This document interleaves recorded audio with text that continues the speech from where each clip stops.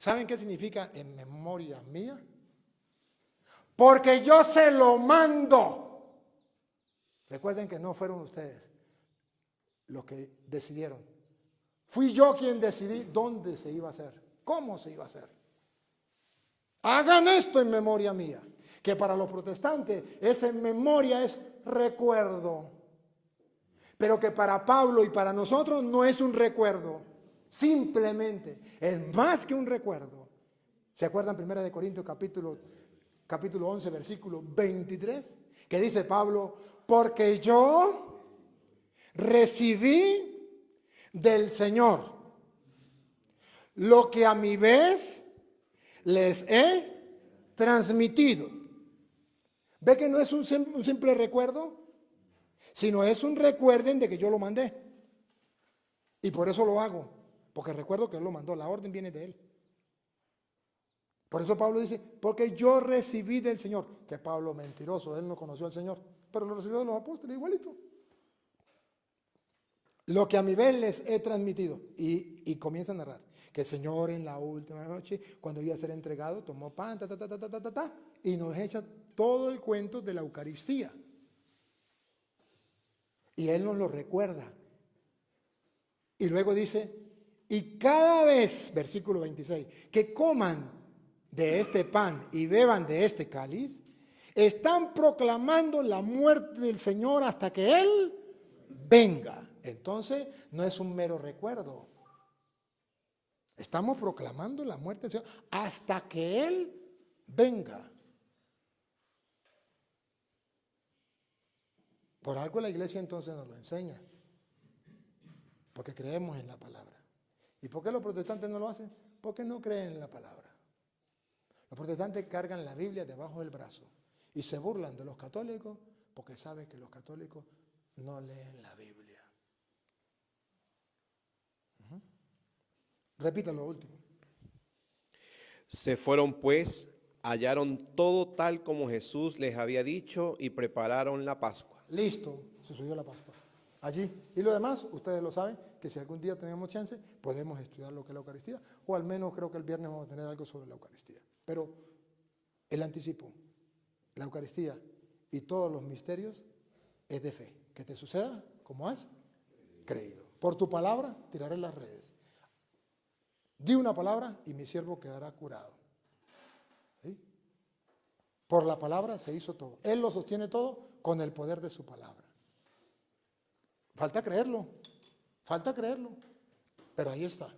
Miren, hermano, ya está dicho, ya la palabra está pronunciada, incluso la palabra se encarnó. ¿Se acuerda que Juan dice, Juan 1:14, la palabra se hizo carne y habitó entre nosotros? Hay que hacer la carne, encarnarla. Entonces, la palabra ya está pronunciada, ya está dicha la palabra de Dios. No hay que inventar nada, no hay que ponerle, no hay que quitarle, ya está dicha. Lo único que falta es encarnarla. ¿Y saben qué es encarnarla, hermano? Encarnarla significa leerla y extasiarme en la contemplación de su palabra. Agarrar la palabra, leerla y contemplar lo que Dios me dice a mí allí y creerlo, hacer un ejercicio espiritual. Yo quiero comenzar a creer lo que dice la palabra aquí. Y en la medida que yo dedique tiempo en la contemplación de la palabra, ustedes no han hecho la lección divina y no saben que en la lección divina hay una parte que se llama, dígalo, padre, contemplación. ¿Y por qué la contemplación? Porque la palabra ya está pronunciada. Lo que se necesita es contemplarla para que se vaya ampliando, ensanchando el corazón, el alma ante la palabra. Y al ensancharse es como una bolsa que se expande para que quepa más fe, más esperanza, más amor en mi vida espiritual, fruto de la contemplación.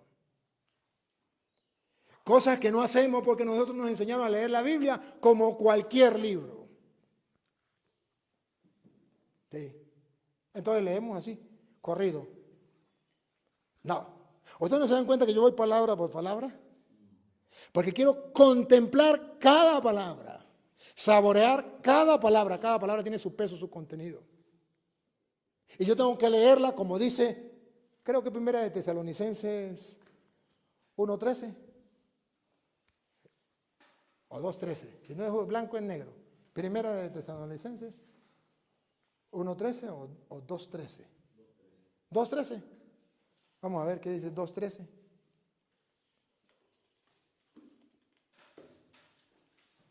¿La tienen? 2:13. ¿Qué dice? Perseveren en la fe. No, pero ¿qué dice? Pero nosotros tenemos que dar gracias en todo momento por ustedes, Sigue, sigue, sigue. hermanos amados por el Señor, pues ustedes son la parte de Dios y fueron elegidos No. para que se salvaran mediante la fe. ¿Cuál es? 2:13. Primera. Estaba en segunda.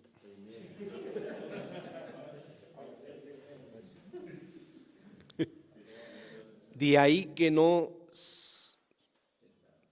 cesamos de dar gracias a Dios, porque al recibir de nosotros la enseñanza de Dios, la aceptaron. Esa traducción no me gusta. Aquí, ¿cómo dice? De allí que también por nuestra parte no cesemos de dar gracias a Dios, porque al recibir la palabra de Dios, Esa sí me gusta, esa traducción. Repítalo.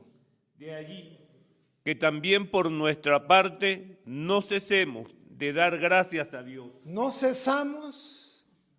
¿Saben qué significa no cesamos?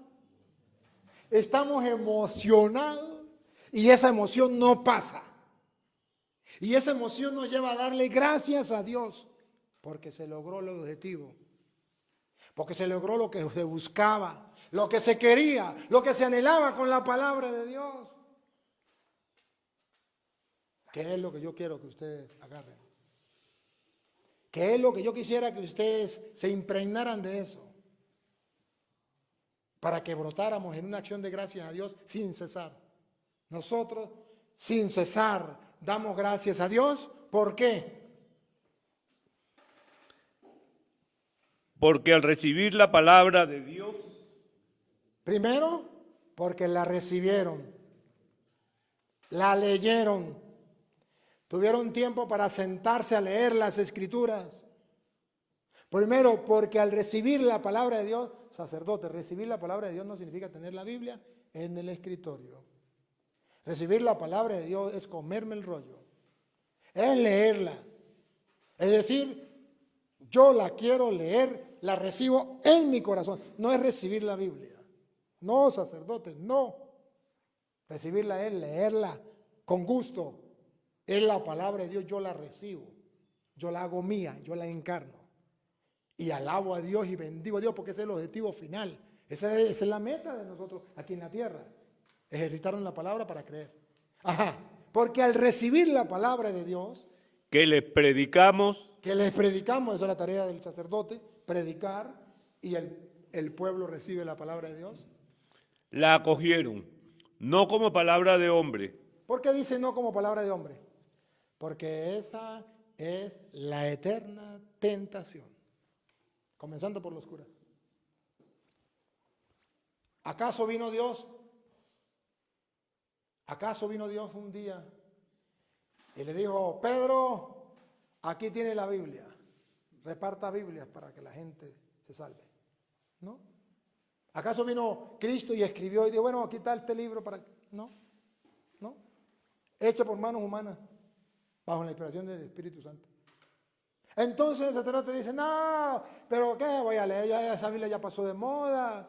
¿Qué voy a estar leyendo yo eso? Eso no es palabra de Dios. Le hicieron tantos hombres, ahí se pudieron equivocar, además las traducciones. Bueno, todo eso, póngale lo que usted quiera. Y siempre habrá una excusa. San Agustín decía, para el que no quiere creer, no tengo ni una justificación ni un argumento. Pero para el que quiera creer, tengo mucho. Igual en la palabra. Si usted no quiere creer en la palabra, problema de usted. Pero dice, porque ustedes al recibir la palabra de Dios, la recibieron no como palabra humana, esa es la tentación. Creer que es una palabra humana. Es un libro más. Sí, un libro importante, ¿verdad? Pero no tanto, es exagerar. No hay que ser como los evangélicos. Mire, el que lee la Biblia se vuelve loco. Yo en realidad, hermano, he recorrido el mundo y he encontrado gente loca por no haber leído la Biblia. Pero todavía no me he encontrado uno que sea loco por leer la Biblia. Sin embargo, el lema todavía sigue. El lee la Biblia se vuelve loco. No, hermano. Porque recibieron la palabra de Dios no como palabra humana. Pero debo decirle que hay libros humanos que son más importantes para los sacerdotes que la palabra de Dios.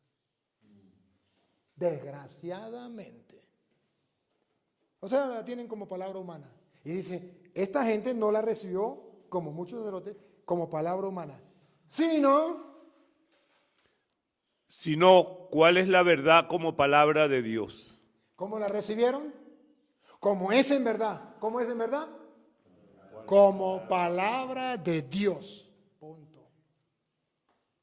Entonces, sacerdote, ¿usted ha recibido la Biblia como palabra de Dios? La lee y se empapa de ella como palabra de Dios. Entonces, ¿cuál es el ejercicio de la lección divina? Yo leo la palabra de Dios, la recibo y me extasío. Lucas 10:38. Me extasío en la palabra de Dios. Me quedo aquí, extasiándome. Leo. Y es un ejercicio de fe. La fe viene de la palabra de Dios. Pero es un ejercicio que tengo que hacer. Y a eso le dedica tiempo. Me siento. Y la Biblia lo dice, pero es que yo pienso de otra manera. Entonces tengo que sacar mi forma de pensar e introducir la forma de pensar de Dios. Voy sacando mi forma de pensar para introducir la forma de pensar de Dios.